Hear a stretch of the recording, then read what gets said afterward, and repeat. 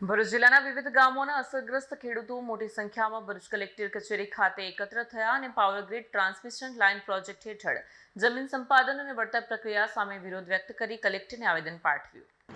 આવેદનપત્રમાં ખેડૂતોનો આક્ષેપ છે કે અનેક ખેડૂતોને કાયદેસરની નોટિસ સમયસર મળી ન હોવાથી તેઓ સુનાવણીમાં પોતાનો પક્ષ રજૂ કરી શક્યા નથી। ઉપરાંત કેન્દ્ર અને રાજ્ય સરકારની માર્ગદર્શિકા હોવા છતાં વિવિધ જિલ્લાઓમાં વળતર માટે અલગ અલગ ધોરણો અપનાવવામાં આવતા ખેડૂતો સાથે અસમાનતા થતી હોવાનો પણ મુદ્દો ઉઠાવવામાં આવ્યો। ખેડૂતોના જણાવ્યા મુજબ સરકારી જમીન અને ખાનગી જમીન માટે વળતર નક્કી કરવાની પદ્ધતિમાં ભેદભાવ રાખવામાં આવી રહ્યો છે।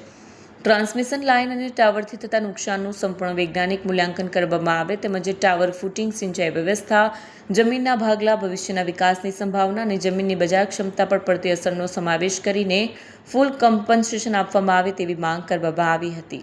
ખેડૂતો દ્વારા કલેક્ટરને રજૂઆત કરી યોગ્ય નોટિસ, સમાન વળતર નીતિ, સંપૂર્ણ મૂલ્યાંકન અહેવાલ જાહેર કરવા, ભવિષ્યના વિકાસની સંભાવનાનો વિચાર કરવા અને દબાણાત્મક કાર્યવાહી બંધ કરવા સહિતની માંગણીઓ રજૂ કરી છે। વિડીયો જર્નાલિસ્ટ વિરેન્દ્ર પાટીલ સાથે સત્ય ટીવી ન્યૂઝ ભરૂચ।